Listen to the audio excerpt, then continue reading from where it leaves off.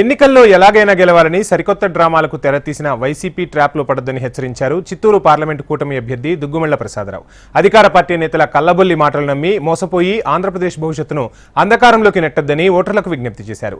పోతలపట్టు నియోజకవర్గంలోని అయ్యప్పగారిపల్లి, కొండకిందిపల్లిలో బుధవారం ఇంటింటి ప్రచార కార్యక్రమాన్ని అలాగే రోడ్ షో కూడా నిర్వహించారు దుగ్గుమళ్ల ప్రసాదరావు. ఈ సందర్భంగా మహిళలు మంగళహారతులు, పుష్పాలతో నీరాజనాలు పలికారు.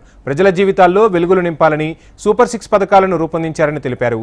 ప్రజల సంక్షేమం కోసం పాటుపడే చంద్రబాబు నాయకత్వాన్ని ప్రజలు బలపరచాలని, ఎన్డీఏ కూటమిని గెలిపించాలని ప్రసాదరావు విజ్ఞప్తి చేశారు. వ్యతిరేకిద్దాం కాబట్టి పైన తహసీల్దార్ అందరికీ, ఇక్కడున్న తహసీల్దార్ అందరికీ మేము వినతి పత్రం ఇచ్చాం. అయినా కూడా రేపు తెలుగుదేశం పార్టీ ప్రభుత్వం ఏర్పాటు కాగానే రెండవ ఫైల్ సంతకం ఈ చట్ట రద్దు ఉంటుంది. ఇది చంద్రబాబు నాయుడు గారు అనౌన్స్ చేశారు.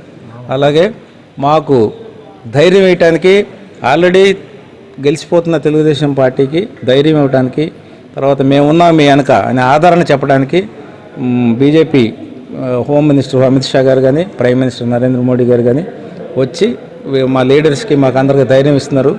మీ పోలవరం ప్రాజెక్టు కంప్లీట్ అవ్వడానికి, మీ అమరావతి కంప్లీట్ చేయడానికి క్యాపిటల్ మేము ఉన్నాం అని చెప్పడానికి వచ్చారు.